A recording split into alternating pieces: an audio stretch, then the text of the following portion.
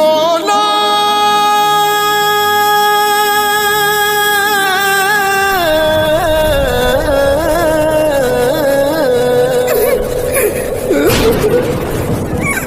ماں سے بڑھ کے ہے پیار تیرا، اور تیرے سوا کون میرا، گر جو جاؤں تو مجھ کو اٹھا دے، گر جو جاؤں تو مجھ کو اٹھا دے، اے خدایا گناہ گار ہوں میں، میرے آنسو سوالی ہے تیرے، گر رہے ہیں یہ دامن میں میرے، اب تو سن لے میری تو خدایا، اب تو سن لے میری تو خدایا۔ وہ ہے شعبان، اور شعبان کی 15ویں رات، یہ رات وہ ہے جس رات اللہ پاک اپنے بندوں کی مغفرت کرتا ہے، اللہ پاک اپنے بندوں کی خطائیں معاف کرتا ہے، اللہ پاک اپنے بندوں کے تمام گناہوں کو معاف کرتا ہے۔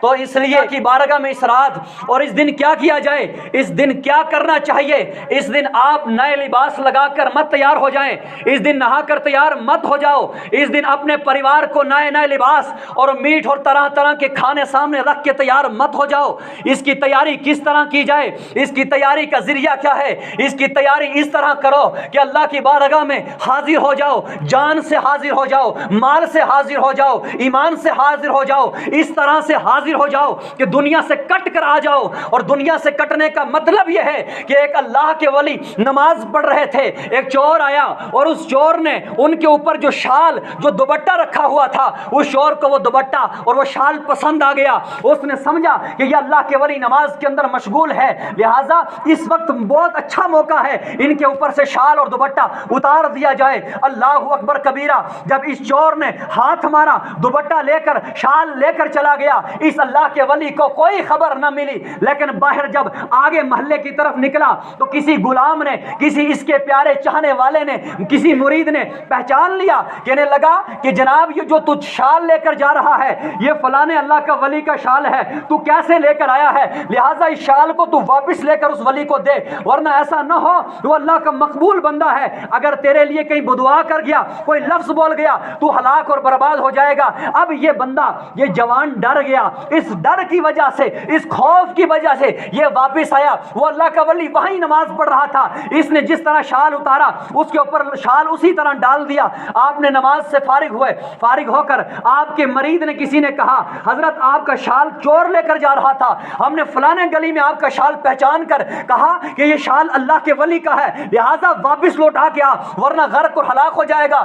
اللہ اکبر، اللہ اکبر۔ اس ولی نے کہا کہ لوگوں، نہ مجھے شال لے جانے کا پتہ ہے اور نہ مجھ پہ دوبارہ شال ڈالنے کا پتہ ہے۔ جس نے نماز میں شال اتار دیا اس کو پتہ نہیں کہ میرا شال اتر گیا، اور جس کو نمازی حالت میں شال پہنا دیا گیا اس کو خبر نہیں کہ میرے کو شال پہنا دیا گیا ہے۔ وہ جب اللہ کی بارگاہ میں کھڑے ہوتے تو دنیا سے کٹ جاتے تھے، دنیا کے تعلقات چھوڑ دیتے تھے، ان کو یہ خبر نہیں ہوتی تھی ہم کہاں کھڑے ہیں، وہ اللہ کی بارگاہ میں آتے ہیں۔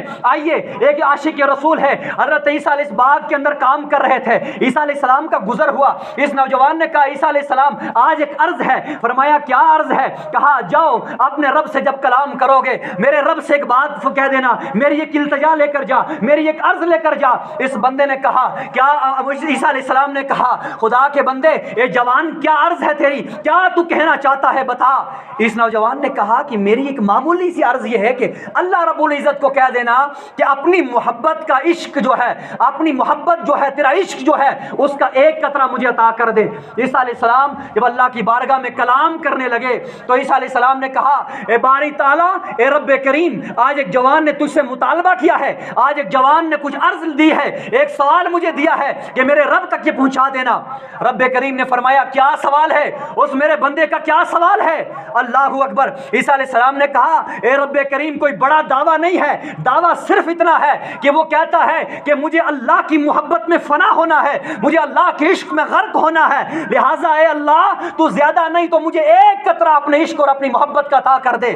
اللہ رب العزت نے فرمایا, عیسیٰ علیہ السلام جا, آپ کی دعا قبول ہو چکی ہے. اسے ایک قطرہ نہیں بلکہ وہ ایک قطرہ اگر اس کو دیا جائے تو وہ برداشت نہیں کر سکے گا, لہٰذا اس کو آدھا قطرہ دے دیا جائے گا, آپ کی دعا جو ہے وہ قبول کر دی جائے گی. عیسیٰ علیہ السلام واپس آئے تو کچھ وقت کے بعد گزر رہے ہیں, وہ نوجوان اس باغ کے اندر نظر نہیں آیا, وہ اس بستی میں نظر نہیں آیا. عیسیٰ علیہ السلام نے پوچھا, بتاؤ لوگوں وہ جوان کہاں ہے, وہ آج کہاں ہے؟ اللہ اکبر. لوگوں نے کہا, عیسیٰ علیہ السلام وہ کوئی فدا دیوانہ ہو چکا ہے, وہ پاگل ہو چکا ہے, وہ اس علاقے کو چھوڑ کر, اس بستی کو چھوڑ کر وہ بھاگ چکا ہے. اگر آپ کو اس بندے کو تلاش کرنا ہے, آپ پہاڑوں میں جائیے تلاش کرنے کے لیے, آپ جنگلوں میں جائیے تلاش کرنے کے لیے. عیسیٰ علیہ السلام فرماتے ہیں, میں ایک پہاڑوں کی طرف روانہ ہوا, میں نے ایک پہاڑ کے اوپر جب پہنچا, وہ نوجوان دیکھا, وہ اس طرح آنکھیں اپنی کھڑی کر کے اپنی نگاہ آسمان کی طرف جما رہا تھا. میں نے اس جوان کو آواز دی, او خدا کے بندے, تو مجھے پہچانتا ہے؟ وہ تمہیں عیسیٰ علیہ السلام ہو. اس نے کوئی بات نہیں کی. میں نے پھر بلایا, اس نے میری بات نہ سنی, پھر بلایا, پھر میری بات نہ سنی. جب میں رب کی بارگاہ میں کلام کرنے کے لیے گیا تو میں نے کہا, یا باری تعالیٰ, یا رب, یہ کیا معجزہ ہے, یہ کیا معاملہ ہے؟ اس بندے کے لیے میں نے ہی دعا کی تھی اور وہ آج تیرے عشق کے اندر فنا ہو چکا ہے. آج میں نے اس کو بلایا, اس نے میرے ساتھ بات نہیں کی, اس نے میرے ساتھ کلام نہیں کیا. اللہ رب العزت کی بارگاہ سے رب کعبہ نے فرمایا, عیسیٰ آپ نے ہی کہا تھا نا اس کو عشق دیا جائے, عشق کا ایک قطرہ دیجیے. میں نے اس کو ایک قطرہ نہیں آدھا قطرہ دیا تھا, اور اس آدھے قطرے کے اندر وہ اتنا فنا ہو چکا ہے, وہ ساری دنیا سے کٹ گیا, اس کو دنیا بھول گئی, اس کو دنیا کی لذت میں ختم ہو چکی ہے, اس کے کانوں میں تیری آواز نہیں گئی, وہ مجھ سے کلام کر رہا تھا اور میں اس سے کلام کر رہا تھا. لہٰذا عیسیٰ اس حالت میں تھا وہ, اگر تو اس وقت اس نوجوان کے سر میں آرا داخل کرتا اور قدموں سے نکال دیتا تھا, اس کی ہڈیاں چور چور کر دیتا تھا, اس کو کوئی خبر نہیں تھی کہ میرے سینے سے, میرے سر سے لے کر قدموں سے آرا نکل گیا, اس کو یہ بھی پرواہ نہیں ہوتی. لوگوں, جب انسان اللہ کے اور اللہ کے رسول کے عشق میں ڈوبتا ہے, جب کسی سے محبت کرتا ہے, یہ تو دنیا کی محبت ہے. آپ کے سامنے دنیا کی تاریخ دیکھیے, آج سے پہلے کئی نوجوانوں نے کبھی خودکشی کے شکار ہوئے, کسی نے سمندر میں چھلانگ دی, کسی نے مکان سے چھلانگ دی, کسی نے زہر پی لیا. آخر یہ زہر کس محبت نے پلایا؟ جب دنیا کی محبت تمہیں یہاں مجبور کر لیتی ہے کہ تم سمندر میں چھلانگ دو تو تمہیں درد نہیں ہوتا ہے, تم گولی مارو تو تمہیں درد نہیں ہوتا ہے. اور جب بندہ اللہ کی محبت میں فنا ہوتا ہے, اس کا عالم یہ ہوتا ہے کہ اس کے سر سے لے کر قدموں تک آرا اگر ڈال دیا جائے. عیسیٰ علیہ السلام سے رب کریم فرماتے ہیں, وہ اتنا ڈوب چکا تھا, اگر اس کے ٹکڑے ٹکڑے بھی کر دیے جاتے تو اس کو پتہ نہیں چلتا. اس لیے آج کی رات وہ قریب آ چکی ہے. آج کی رات مستیوں کی رات نہیں ہے, آج کی رات نازک رات ہے. آج کی رات میرے اور آپ کے حق میں فیصلہ کرنے والی رات ہے. آج کی رات ہمارے حقوق کے فیصلے ہونے والے ہیں, ہماری موت کے فیصلے ہونے والے ہیں, ہمارے حج کے فیصلے ہونے والے ہیں, ہماری زندگی کے مسائل کے فیصلے ہونے والے ہیں. لیکن یہ رات شب قدر والی رات صرف ان لوگوں کے لیے تو نہیں ہے. ہم لوگوں نے ایک محاورہ بنا کے رکھا ہے, جب شب قدر آ گئی ہم آتے ہیں, گڑ گڑاتے ہیں, اللہ کی بارگاہ میں روتے ہیں, معافی مانگتے ہیں. ٹھیک ہے, اللہ کی بارگاہ میں آؤ, جب بھی آؤ گے وہ دروازے کھلے ہیں, وہ دروازے بند نہیں کرتا اپنے بندوں کے لیے. لیکن یاد رکھو, مومن اور متقی اور پرہیزگار بندوں کے لیے وہ ایک دن شب قدر نہیں ہوتا, وہ ہر رات کو شب قدر سمجھ کے گزارتے ہیں, وہ ہر رات کو گڑ گڑا کے گزارتے ہیں, وہ ہر رات کو اللہ کی بارگاہ میں روتے ہوئے گزارتے ہیں. لیکن اگر کسی بندے نے آج سے پہلے ایک سال اگر اللہ کے خوف میں نہیں گزار پایا, ایک سال اگر غفلت میں گزار گیا ہے, ایک رات اگر بے حیائی میں گزار گیا ہے, ایک سال اگر اس کی نماز سے دور ہو کر گزار گیا ہے, اے نوجوان آج موقع ہے تیری زندگی بدلنے کا. اے نوجوان آج موقع ہے اللہ کی بارگاہ میں جھکنے کا, آج موقع ہے, آ جا آج موقع ہے، آ جا۔ آج تیرا رب خود پکار کے کہہ رہا ہے آ جا میرے بندے، آ ہاتھ پھیلا، میں تجھے دوں گا، کیا تجھے ضرورت ہے؟ آ میرے بندے میرے قریب تو آ، آج میں تیرا رب سننے والا ہوں۔ اور یہ دن ایسا مقدس دن ہے جس دن کے اندر اپنی اللہ رب العزت کی بارگاہ میں توبہ کی جاتی ہے اور اللہ اپنے بندوں کی توبہ قبول کرتا ہے، انہیں معاف کرتا ہے۔ لیکن اب یہاں پر ہم نے ایک چیز کو سمجھنا ہے، قرآن کہتا ہے وَتُوبُوا إِلَى اللَّهِ جَمِيعًا يَا أَيُّهَا الْمُؤْمِنُونَ لَعَلَّكُمْ تُفْلِحُونَ۔ اے لوگو اور تم سب اللہ کی طرف توبہ کرو۔ فرماتا ہے اے ایمان والو، تم جتنے بھی گناہ گار ہو، جو بھی ہو، آؤ اپنے رب کی طرف توبہ کرو۔ میں نے کہا اللہ جب تیرے بندے آ جائیں نا تو سجدے میں سر رکھیں، آنکھوں سے آنسو جاری ہو جائے، روئیں، اپنے گناہوں کو یاد کریں گے، یاد کر کر کے روئیں گے۔ اے اللہ تو ان کو عطا کیا کرے گا؟ تو اللہ رب العزت نے فرمایا یا ایھا المؤمنون، اے ایمان والو، لعلکم تفلحون، فرمایا تاکہ تم کامیاب ہو جاؤ گے۔ جب تم آؤ گے، رو گے، اللہ کی بارگاہ میں جھکو گے، اپنے گناہوں کو یاد کرو گے، پھر توبہ کرو گے، اور توبہ کرنے کے بعد پھر تم کامیاب ہو جاؤ گے۔ اب یہ کامیابی کون سی کامیابی ہے؟ اس کامیابی سے کیا مراد ہے؟ یہاں پر ایک غور کر لیجئے، ایک توبہ ہے، ہم توبہ کو، ہم عام طور پر توبہ کو کیا سمجھتے ہیں کہ مان لو میں نے ابھی اگر ایک گناہ ہے وہ والدین کی نافرمانی سمجھ لو، جب ہم والدین کی نافرمانی کرتے ہیں یا کوئی جرم کرتے ہیں، ہم اس جرم کرنے کے بعد توبہ کرتے ہیں اور ہم اپنے ذہن میں یہ بات لے کر چلتے ہیں کہ اللہ پاک نے وہ گناہ معاف کر دیے ہیں، لہٰذا اب میں دوبارہ گناہ کروں گا۔ تو یہ یاد رکھیے، ایک بندہ اگر بدکاری میں مبتلا ہوتا ہے تو وہ بدکاری سے توبہ کرتا ہے، اللہ رب العزت اس کی بدکاری کا کیا ہوا گناہ معاف کر دیتا ہے۔ ایک بندہ جب شراب پیتا ہے، اگر وہ شراب سے توبہ کرتا ہے، اللہ رب العزت اس کے گناہ شراب کو معاف کر دیتا ہے۔ اب جو اس نے پیچھے شراب پیا تھا، اب جو پیچھے بدکاری کی ہے، اب جو پیچھے برے عمل کیے ہیں، اب اسے حساب نہیں لیا جائے گا۔ لیکن کس صورت کے اندر؟ اس صورت کے اندر اگر وہ بندہ اس توبہ والے دن، اگر اس نے آج توبہ کی، آج سے لے کر مرتے دم تک اگر اس گناہ کی طرف نہ گیا، اس سے کٹ گیا، ٹوٹل چھوڑ دیا، تو اللہ رب العزت اب اس کو پچھلی زندگی کا حساب نہیں لے گا۔ اب آقا دو عالم فرماتے ہیں ایک بندہ اگر شراب پی رہا ہے اور وہ شراب سے توبہ کی، آج توبہ کی، توبہ کرنے کے بعد 1 مہینے کے بعد شراب پیتا ہے اور یا 10 دن کے بعد شراب پیتا ہے، اب اس کی جو توبہ تھی وہ ختم ہو چکی ہے۔ اب اسے کیا ہوگا کہ جو جس دن توبہ کی اسے پہلے والے جو شراب اس نے پیا تھا اب اس کا بھی حساب ہوگا اور نئے والے شراب کا بھی حساب ہوگا۔ اب جو اگر کوئی بدکاری سے توبہ کی، اگر توبہ کرنے کے بعد پھر بدکاری طرف گیا تو اس نے جو پیچھے بدکاری توبہ سے پہلے کی ہے وہ والی توبہ بدکاری بھی جو ہے وہ ساری کی ساری بدکاری جو ہے اس کے نامہ اعمال میں داخل ہوگی، اس کا حساب دینا ہوگا۔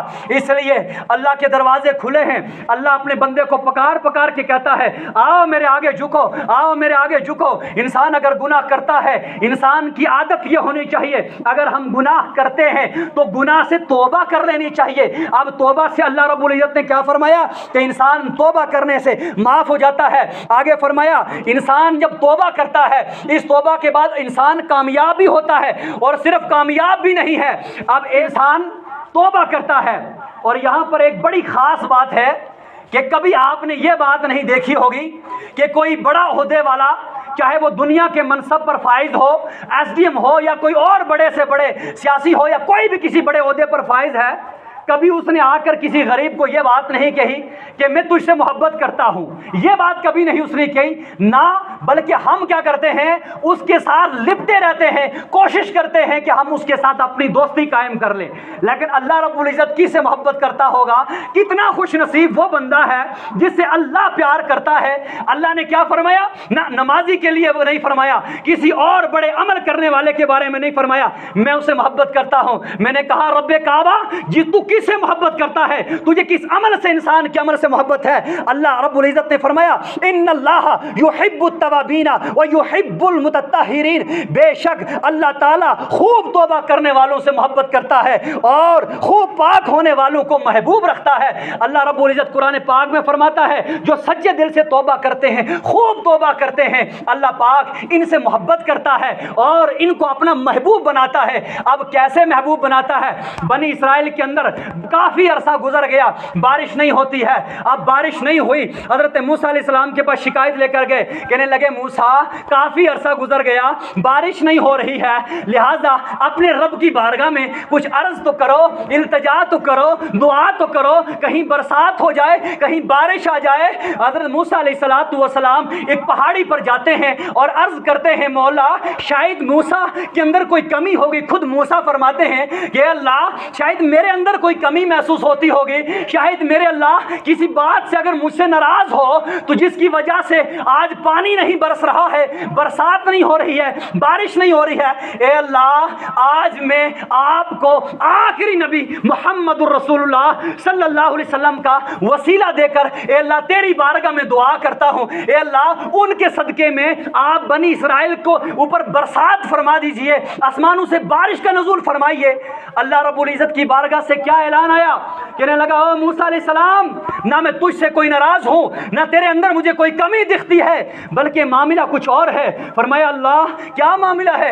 کہا بنی اسرائیل کے اندر ایک نوجوان ہے اور 40 سال سے یہ گناہ کر رہا ہے، 40 سال سے نافرمانیوں پہ نافرمانیاں کر رہا ہے، لیکن یاد کر اس نے 40 سال کے اندر توبہ نہیں کی ہے، لیکن اس کی وجہ سے میں نے برسات جو ہے وہ بند کر دی ہے، آسمانوں سے بارش نہیں ہو رہی ہے، اس لیے اگر بارش کا سوال کرتے ہو، اگر بارش چاہتے ہو تو موسیٰ جاؤ اس نوجوان کو کہو کہ محفل سے بھاگ جا، جاؤ اس نوجوان کو کہو اس بستی سے باہر نکل جا، بارش آ جائے گی۔ اللہ اکبر کبیرہ۔ جب موسیٰ علیہ السلام آئے اور سارے بنی اسرائیل کے لوگ جمع ہوئے، موسیٰ علیہ السلام نے دعا کرنی تھی، اتنے میں موسیٰ علیہ السلام نے کہا لوگو میں نے رب کی بارگاہ میں جب برسات کے بارے میں کہا تو رب کریم کی بارگاہ سے جواب آیا بنی اسرائیل میں ایک بندہ ہے 40 سال سے گناہ کر رہا ہے، 40 سال سے نافرمان ہے، لہٰذا اگر وہ اس بنی اسرائیل کے اس مجمع سے باہر نکلے گا تو بارش ہو جائے گی، ورنہ بارش نہیں ہوگی، لہٰذا میں جتنا بھی مجمع آیا ہے اس سارے مجمع کو قسم دیتا ہوں کہ جو بھی تم میں وہ گناہگار ہے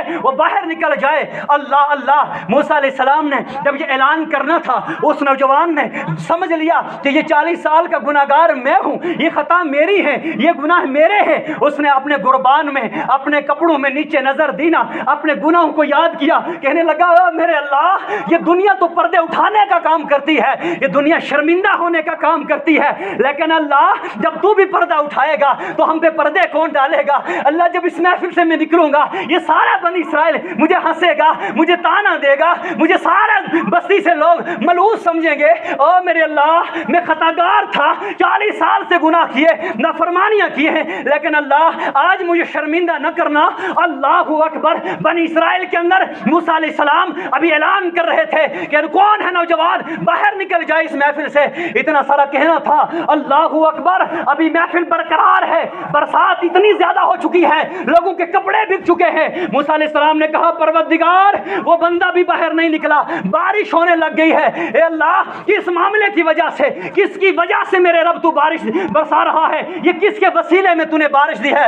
میرے رب نے فرمایا او موسیٰ اسی گناہگار بندے کے صدقے میں نے آسمانوں سے برسات کا نزول فرمایا ہے۔ اللہ اکبر۔ موسیٰ علیہ السلام نے کہا مولا کریم آخر اس کا عمل کیا پسند آیا، آخر اس کا کون سا عمل پسند آیا؟ او اللہ یہ تو گناہگار تھا۔ کہا جب یہ گناہگار تھا نا، جب تو نے اعلان کیا محفل چھوڑ کے نکل جا، اس نے کہا میرے اللہ مجھے شرمندہ نہ کرنا، اے اللہ مجھے رسوا نہ کرنا، اس نے توبہ کر دی، اس کی توبہ مجھے قبول ہو چکی ہے، اب میں نے جو ہے اس کے صدقے میں آپ کو برسات دی ہے۔ اللہ اکبر کبیرہ۔ موسیٰ علیہ السلام نے کہا او مولا اب ایک کام تو کر، اے اللہ مجھے اس بندے کا دیدار کروا دیجئے، ذرا یہ کون بندہ ہے؟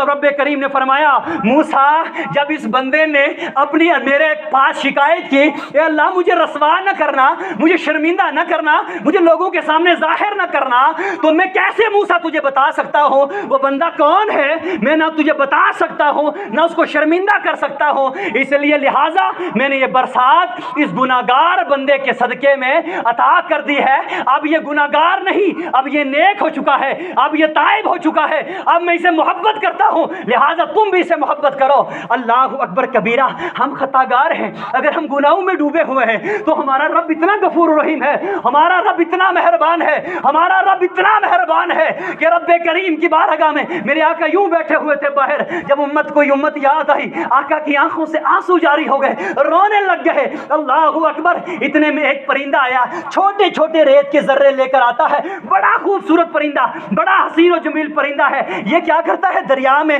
وہ ریت کے ذرے ڈالتا ہے۔ اتنے میں میرے آقا صلی اللہ علیہ وسلم دیکھتے رہے، یہ پرندے جب آیا، اس نے دریا میں ریت کے ذرے ڈالے، ڈال کر پھر چلا گیا، اڑان بھری، پھر واپس آیا۔ میرے آقا نے پرندے سے پوچھا، تو دکھنے میں بڑا خوبصورت ہے، بڑا حسین و جمیل ہے، بڑا اچھا نظر آتا ہے، لیکن تو بڑا بے وقوف ہے، بڑا کم عقل ہے، تو یہ کیا کر رہا ہے؟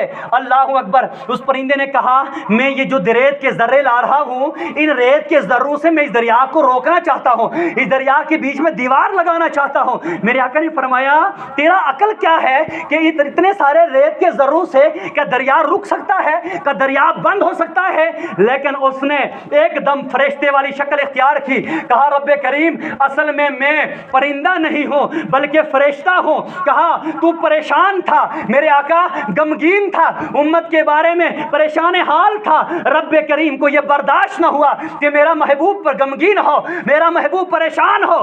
اس نے مجھے حکم دیا کہ جا پرندے کی شکل اختیار کر کے یہ مثال میرے نبی کے سامنے قائم کر، اور جب حضور پوچھیں گے کہ تو یہ کیا کر رہا ہے، میرے نبی سے جواب دینا کہ یا رسول اللہ، تیرے امتی گناہگار جو ہیں، ان گناہگار امتیوں کی مثال اس پرندے کی ہے، جس طرح یہ پرندہ ریت کے ذرے ڈال کر دریا کو روک نہیں سکتا، دریا کو بند نہیں کر سکتا، تو تیرے سارے امتی گناہگار بندے جتنے بھی ہیں، وہ سارے مل کر بھی اللہ کی رحمت کو جو ہے روک نہیں سکتے۔ اس کی رحمت کا دریا بڑا وسیع ہے، بڑا بے بس شمار ہے، لیکن ان کے تیرے امتی جو ہے، ان کے گناہ اس دریا کو نہیں روک سکتے، لیکن جب وہ توبہ کریں گے، اللہ پاک ان کو گناہوں سے معاف فرما دے گا۔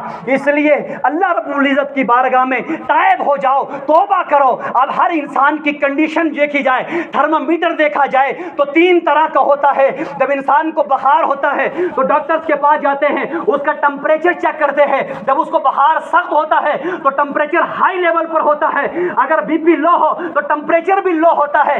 اسی طرح انسان کے اندر اللہ رب العزت نے ایسا تھرمامیٹر لگایا ہے، ایسا ایٹومیٹیکلی تھرمامیٹر ہے، ہر انسان کی 3 کنڈیشن ہے۔ ہم جتنے یہاں پر آئے ہیں، ایک انسان وہ ہے جس کو نیکی کا بالکل ارادہ ہی نہیں کرتا، کوشش تو کرتا ہے میں نیک بنوں گا، لیکن نہ وہ نمازی بن سکتا ہے، نہ نیک بن سکتا ہے، نہ متقی بن سکتا ہے، نہ پرہیزگار بن سکتا ہے۔ ایک کنڈیشن انسانوں کی یہ آ گئی۔ اور دوسری قسم کا انسان وہ ہے، ایک کوشش کرتا ہے، پوری کوشش ہے کہ میں 5 وقت کا نمازی بن جاؤں، لیکن کرتا کیا ہے، وہ کچھ دن نماز پڑھتا ہے، پھر نماز چھوٹ جاتی ہے۔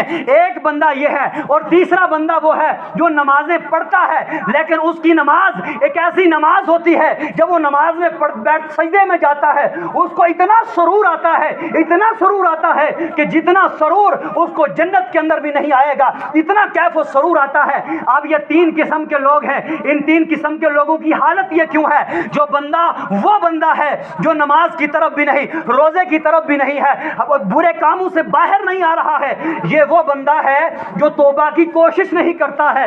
یہ سمجھ لینا، اس بندے کو سمجھنا چاہیے، جو اس بندے اس کیٹیگری میں آتا ہے جس کا تھرمامیٹر اتنا لو ہے، اتنا کم ہے، اس کو سمجھنا چاہیے کہ مجھے خطرہ ہے، اس لیے کہ اللہ رب العزت سب سے زیادہ اس بندے سے ناراض ہوتا ہے، اس کے ذہن میں توبہ کا خیال ہی نہیں آتا ہے۔ ایک بات، دوسرا بندہ وہ ہے جو کچھ دیر نمازیں پڑھتا ہے پھر بھاگ جاتا ہے۔ اب یہ کیا مسئلہ ہے کہ وہ جب نمازیں پڑھتا ہے پھر بھاگ جاتا ہے؟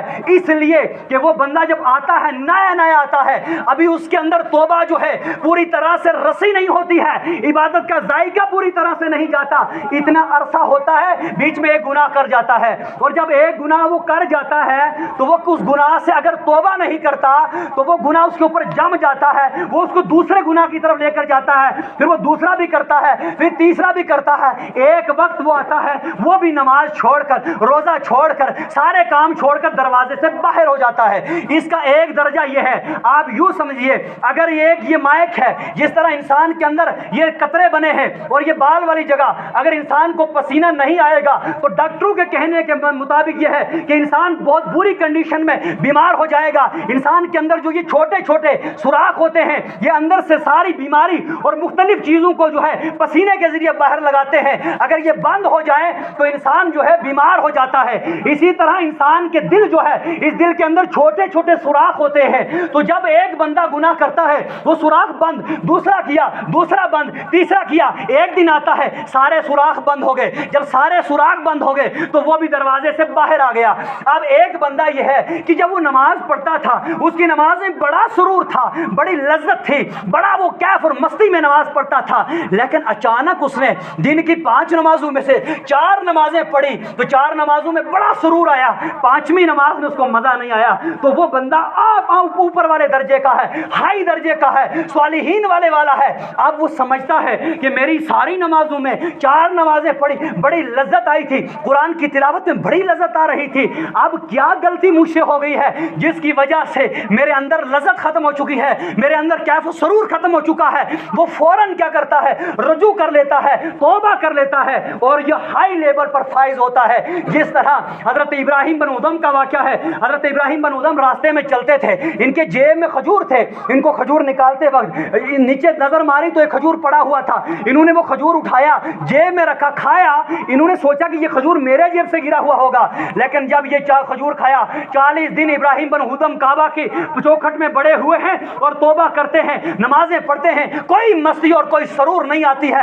اتنے میں رات کو ایک نورانی مخلوق دروازے سے اندر داخل ہوئی، ممبر لگا، واعظ و نصیحت کرنے لگے. اتنے میں ایک بندے نے بیچ میں کھڑے ہو کے سوال کیا، حضرت ادھر کعبے کی چوکھٹ میں دیوار پر ایک بندہ ہے، 40 دن سے یہ نمازیں پڑھتا ہے، روتا ہے، اس کو نماز میں دل نہیں لگتا، اس کو نماز کے اندر سرور نہیں آ رہا ہے، لہذا کیا معاملہ ہے، کیوں نہیں اس کو آ رہا ہے؟ اور اس بندے نے جو ممبر پر ان کا خطیب تھا، اب یوں سمجھیے کہ وہ فرشتوں کی جماعت تھی، تو اس نے کہا اس بندے نے راستے میں چلتے ہوئے اپنے جیب میں ہاتھ ڈالا، کھجور کھائی، تب اس نے زمین پر نظر ماری، ایک کھجور پڑی ہوئی تھی، وہ اپنی سمجھ کر کھائی، لیکن حالانکہ وہ اس کی اپنی نہیں تھی، اور اس ایک کھجور نے اس کی 40 دن کی عبادت کو ضائع کر دیا. اللہ اکبر. تو یہ بندے اعلیٰ مقام پر جو بندے ہوتے ہیں یہ وہ لوگ ہوتے ہیں. اب پہلے زمانے کے بے شمار یہاں پر ولی ہیں، اگر میں ان کی بتاؤں گا تو بہت لمبی تاریخ ہے.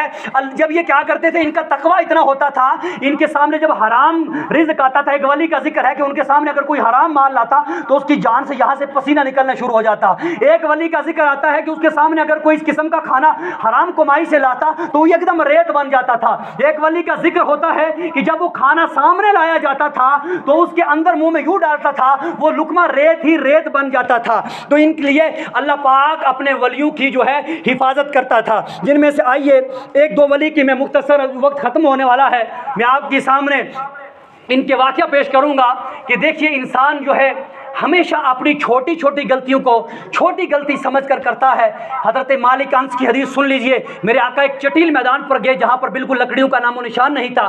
میرے آقا نے فرمایا لکڑیاں جمع کرو. تو صحابہ نے کہا آقا یہاں پر لکڑیوں کا کوئی ہے ہی نہیں، ریزن ہی نہیں، کوئی لکڑیاں ہی نہیں ہے، کہاں سے جمع کی جائے؟ تو میرے آقا نے فرمایا چھوٹے چھوٹے تنکے نظر آ رہے ہیں، ان کو جمع کرو. تو صحابہ نے جب جمع کی تو وہ گٹھا بن گیا. تو میرے آقا نے جمع کر کے فرمایا لوگو، انسان اگر نیکی کر کے جمع کرتا ہے تو گٹھا بن جاتا ہے.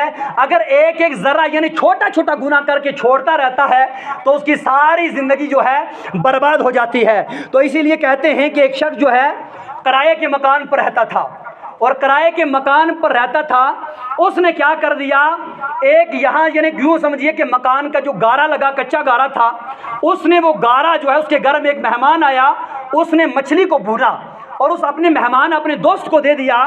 تو جب وہ دوست نے کھانا کھایا تو پانی وہاں پر موجود نہیں تھا کہ ہاتھ دھوئے جائیں.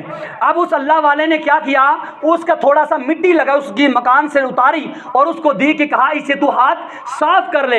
اور کہا جاتا ہے اس کے بعد اس اللہ کے بندے نے 40 سال روتا رہا، 40 سال روتا رہا. تو کسی نے پوچھا خدا کے بندے تو 40 سال سے روتا رہا ہے، کوئی گناہ تو بتا، گناہ کیا ہے؟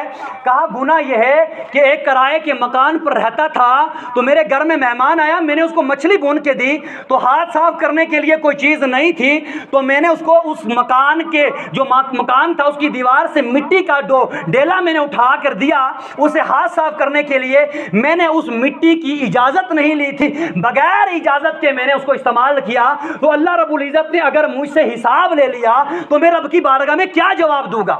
اتنا تقویٰ اور اتنا پرہیزگار تھا. اس کے بعد حضرت حسان بن سنان کبھی یعنی کہ جس طرح ہم سوتے ہیں اس طرح سوتے نہیں تھی، اور کبھی ٹھنڈا پانی نہیں پیتے تھے، اور کبھی جو ہے سائے کے اندر نہیں بیٹھتے تھے۔ اس طرح سے ساری زندگی کا معمول تھا گزارے۔ تو ایک دن جب ان کا انتقال ہوا، وفات ہوئی، تو کسی نے پوچھا ما فعل اللہ بکا، اللہ پاک نے آپ کے ساتھ کیا کیا؟ کیونکہ آپ کا تقویٰ بہت خطرناک تھا، آپ بڑے متقی اور پرہیزگار تھے۔ تو اس بندے نے جواب دیا کہ اللہ پاک نے مجھے اچھا سلوک میرے ساتھ کیا، اور کوئی مجھے تکلیف نہیں ہے، لیکن ایک بات ہے کہ اللہ پاک نے مجھے جنت میں جانے سے روک دیا ہے، یعنی عذاب میں نہیں ڈالا بلکہ جنت سے جانے سے روک دیا، جنت کے دروازے کے باہر رکھا ہے۔ تو کسی جس نے خواب میں دیکھا، اس نے پوچھا کہ بتا معاملہ کیا ہے، وجہ کیا ہے جس کی وجہ سے تجھے جنت سے روک دیا گیا؟ اس نے کہا کہ میں نے ایک سوئی لی تھی قرض پر، جسے کپڑے سلتے ہیں، ایک سوئی میں نے لی تھی اور وہ قرض پر لی تھی، میں نے وہ سوئی کا قرضہ جو ہے وہ ادا نہیں کیا، اور اللہ پاک نے اس کی وجہ سے مجھے جنت کے دروازے کے باہر روک دیا ہے۔ اب وہ بندہ جس کی وہ سوئی ہے، اب جب وہ بھی وفات پا کر جنت کے دروازے پر پہنچے گا تو معاف کرے گا تو جنت میں جائے گا، معاف نہ کرے گا تو جنت کے دروازے پر روک دیا جائے گا، ایک سوئی کی وجہ سے۔ اب دیکھو، اپنی زندگی کا محاسبہ کرو، یہ رات اپنی زندگی کا محاسبے کے لیے ہے، اپنی زندگی کا حساب کرو، ایک سوئی کا عالم کیا ہے۔ اور اس کے بعد حضرت عبد الرحمن بن زید رحمۃ اللہ تعالیٰ علیہ کا ایک غلام تھا، اور چند سال آپ کی خدمت میں رہا، 40 سال عبادت میں بھی مصروف رہا، 40 سال عبادت کرتا رہا، اور شروع میں گلہ جو تھا، سامان جو یہ ڈیلرز وغیرہ جو ہے یہ گلہ تولتے ہیں، یہ گلہ تولنے کا کام کرتا رہا، اور جب وفات ہو گئی 40 سال عبادت گزار تھا، متقی اور پرہیزگار اعلی درجے کا تھا۔ کسی نے خواب میں پوچھا ما فعل اللہ بکا، اللہ نے تیرے ساتھ کیا کیا؟ اس نے کہا اللہ پاک نے مجھے اور کوئی سزا نہ دی، بلکہ جو میں یہ گلہ تولتا تھا، اس گلے کے بیچ میں جو گردہ مکس ہوتا ہے، جو بھی گردہ جہاں پہ چاول ڈالے جاتے ہیں، مٹی ہو یا کوئی چیز ہو، تو جو وہ گردہ مکس ہو کر ترازو پہ چڑھتا رہا، تو جو وزن کے بیچ میں آتا رہا، اللہ پاک نے جب اس کا مجھ سے حساب لیا، اور اس حساب میں پھنس چکا ہوں، اور میرا کوئی بھی گناہ نہیں ہے۔ اب تیسرا سنیے، حضرت عیسیٰ علیہ السلام میں قبرستان کے پاس سے گزرے تو ایک مردے کو آواز دی، قم بإذن اللہ، اللہ کے حکم سے زندہ ہو جا۔ تو یہ زندہ ہو گیا۔ اسے پوچھا تو آپ کون ہو؟ تو اس مردے نے کہا کہ میں ایک بندہ نوجوان ہوں جو لوگوں کا مال ادھر سے ادھر شفٹ کرتا تھا، یعنی کسی کی لکڑی لے کر کہیں پر چلے جانا، یا کسی نے کہا کہ یہ بھینس یہاں سے لے کر وہاں تک چلے جانا، تو میرا کام تھا ایک علاقے سے دوسرے علاقے پر مال لے جانا اور مزدوری کرنا، یہ میرا پیشہ تھا۔ تو حضرت عیسیٰ علیہ السلام نے فرمایا کہ بتا اب تیرے ساتھ قبر میں کیا کیا جا رہا ہے؟ اس نے کہا کہ میں بہت متقی اور پرہیزگار تھا، لہٰذا مجھے اور کوئی عذاب تو نہیں ہے، لیکن ایک مرتبہ میں کسی کی لکڑیاں لے کر دوسرے علاقے میں جا رہا تھا، تو میں نے راستے میں جب لکڑیاں اتاری، تھکاوٹ محسوس ہوئی، تو میں نے ان لکڑیوں میں سے چھوٹی سی ایک لکڑی توڑ کر دان صاف کیا تھا، جس کی وجہ سے میں آج بھی اس کے حساب و کتاب میں لگا ہوں۔ اندازہ لگائیں آج ہم جو ہے اپنا مال، لوگوں کا، غریبوں کا مال کیسے ہڑپ کر رہے ہیں، لوگوں کے اوپر کس طرح سے ظلم کر رہے ہیں، لوگوں کو کس طرح سے تکلیف کے اندر ڈال رہے ہیں، لوگوں کو کس طرح سے تنگ کر رہے ہیں۔ لوگوں جب ہم اپنے قربانوں میں اگر دیکھیں، ہم اپنے قربانوں میں اگر جا کر دیکھیں گے تو تقریباً اندازہ یہ لگتا ہے کہ ہم اللہ کی بارگاہ میں منہ دکھانے کے قابل نہیں ہے کہ ہم کس طرح منہ دکھائیں۔ ہم نے کتنی نمازیں پڑھی ہیں، ہم کتنے روزے رکھتے ہیں، ہماری عبادت کا، ہماری متقی اور ہماری پرہیزگاری کا عالم کیا ہے۔ اسی طرح موسیٰ علیہ السلام کے زمانے کا ایک بندہ اور کا ذکر آتا ہے کہ موسیٰ علیہ السلام کے زمانے کا یہ نافرمان گناہگار بندہ تھا۔ اللہ رب العزت کی بارگاہ سے حکم ہوا، موسیٰ اس بندے کو اس قوم سے نکال، ورنہ آسمانوں سے ایک عذاب آ رہا ہے اور ساری قوم اس کے عذاب میں مبتلا ہو جائے گی۔ تو موسیٰ علیہ السلام نے کہا کہ یہ بندہ ہے، اس نے اللہ تعالیٰ کی نافرمانی کی ہے، لہٰذا تو یہاں سے اس علاقے سے نکل جا، بھاگ جا، ورنہ جو ہے اس قوم پر اللہ کا عذاب آنے والا ہے۔ تو بار بار توبہ کرتا ہے اور توڑ دیتا ہے۔ اس بندے نے کیا کیا، دن کو یہ نہیں نکلا، اب یہ رات کو نکلا۔ تو جب یہ رات کو نکلا، ایک پتھر کے بیچ میں، غار کے بیچ میں جا کے سجدے ریز ہو گیا۔